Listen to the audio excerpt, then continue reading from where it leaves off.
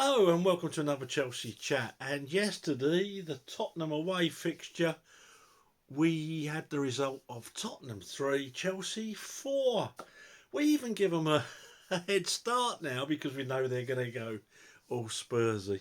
I tell you, after 10 minutes, when Cucurella had slipped over twice and we just looked destined for a defeat, I could hardly watch anymore. I didn't know if I was watching the football or Cucurella's audition for Dancing on Ice. He was all over the show. Look at that for a bit of photoshopping.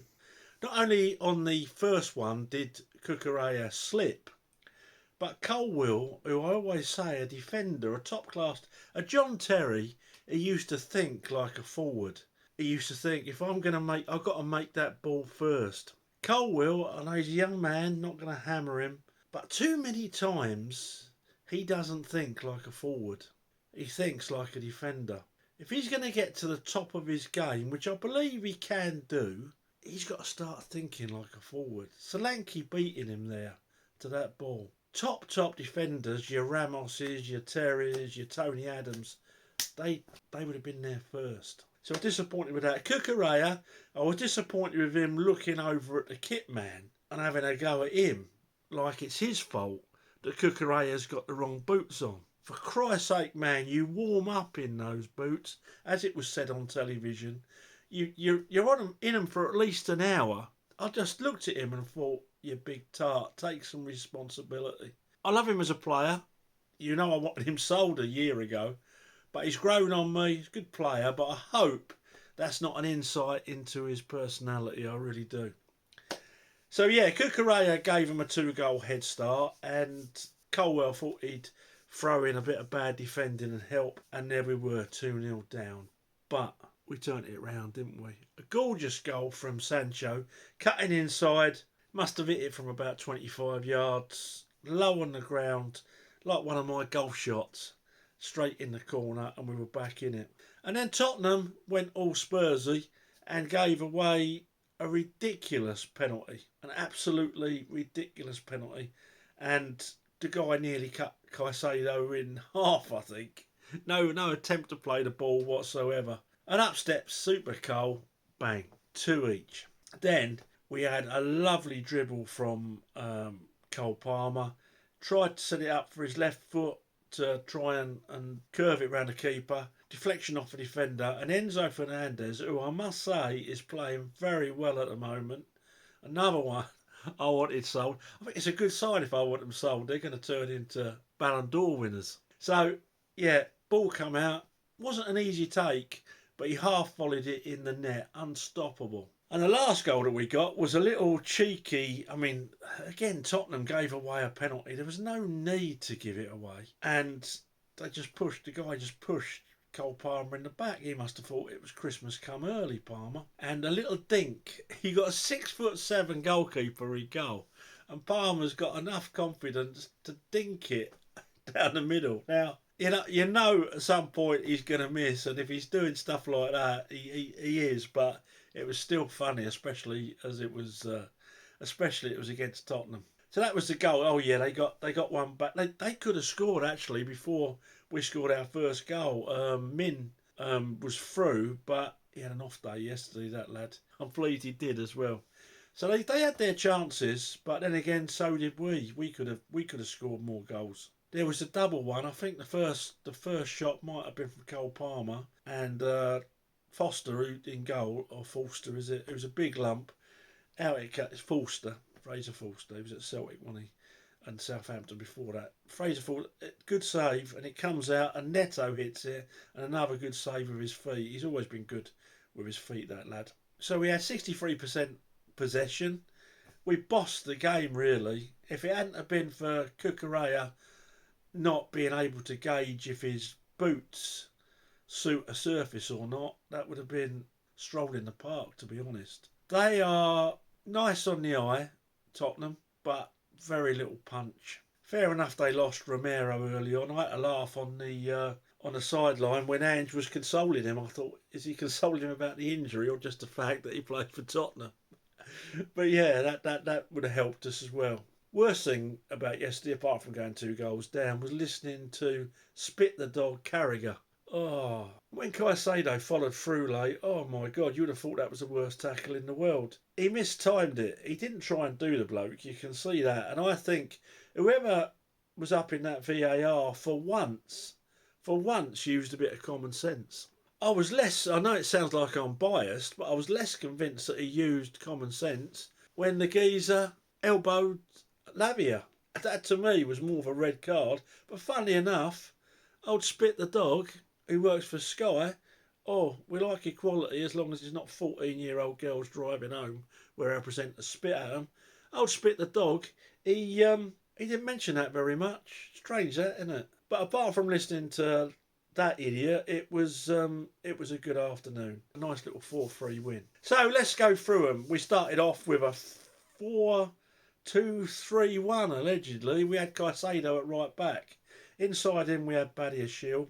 Inside him we had Colwell, and then over on the left we had Cucurella. Just in front of them we had Enzo and Lavia, although obviously Caicedo, he was joining them. This is all so fluid, I didn't even know why I bother saying the formations. Caicedo was getting forward as well as in midfield. I don't know what that formation is, but it works. In front of them we had Sancho. In the middle, Cole Palmer, and over on the right we had Neto, and up front we had Nicholas Jackson.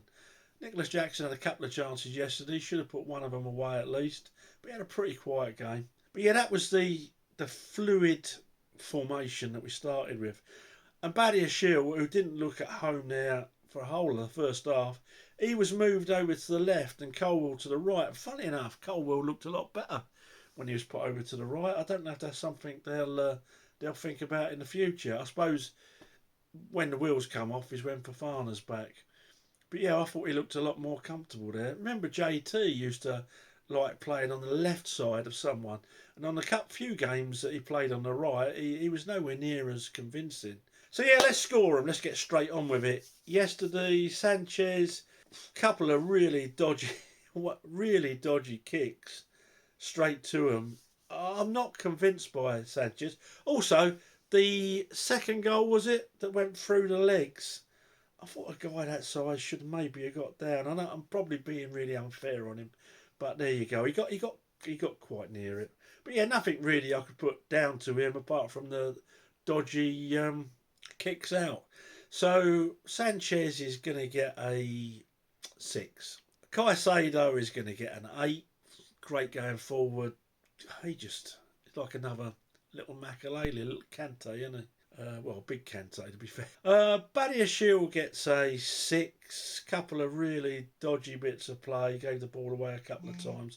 Colwell gets a 6. Pretty dodgy as well. Cucurella, funnily enough, is going to get a 7. Yes, he made 2 horrendous mistakes. Otherwise, he'd have got a 7.5.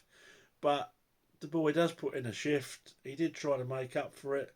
And if you're watching this, Cucurella, which I'm sure you are, have a bit of respect for those in supposedly lesser jobs at the club. I didn't like seeing that, I'll be honest.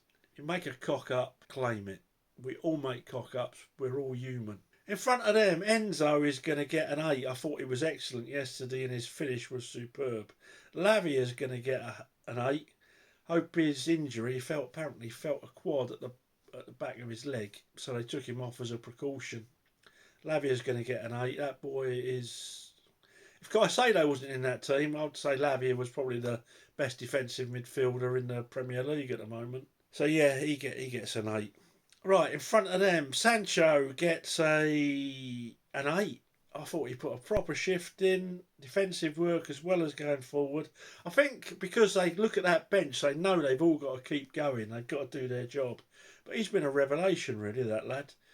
I didn't want us to sign him, but if he carries on like that, especially when he signs his full-time contract next year, he's been one of the buys of the season. In the middle, Super Cole Palmer, yeah, he gets my man of the match. I'm going to give him a 9.5, largely because of that second penalty and it being against Tottenham. But his all-round play, it was like, I've got to say, Fernandes, his footwork on the side of the pitch. I think it was for the penalty. I might be wrong, but his all-round footwork unbelievable. He just skinted to them. And Palmer did the same couple of times, once going around about 4 players, wasn't it? Palmer was excellent yesterday. He got his 2 penalties. Should have scored. Should have had a hat trick actually. And just a lovely footballer to watch. Neto yesterday gets an 8. I thought he was industrious. Should have scored. Nice footwork. Lots of hard work defensively and going forward. Yeah, he gets an 8. And Nicholas Jackson yesterday gets a 6.5. Very quiet and should have scored. But some of the runs he makes to take people away from others is absolutely integral in the way Chelsea are playing at the moment. I won't score the subs, but Maresca gets a 9. That little touch, what he basically did was push Caicedo 10 yards forward so he could get forward even quicker, and he moved Badiashile and Colwell over, and it done the business. He obviously had them fired up, and they don't panic when they go behind. Can you imagine 2 years ago what that game would have been like?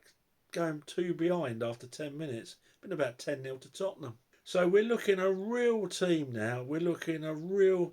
I don't think we'll be up there with Liverpool, but I'll be very disappointed if we don't qualify for that Champions League, because we are a very, very good team. And next year, I'm going to put my hand in my pocket and have a little bet on us winning the Premiership. Let me know what your thoughts are, folks, on all that. And thanks for watching. And please subscribe to the channel and throw the video a like. And I shall speak to you later in the week. Up to Chelsea.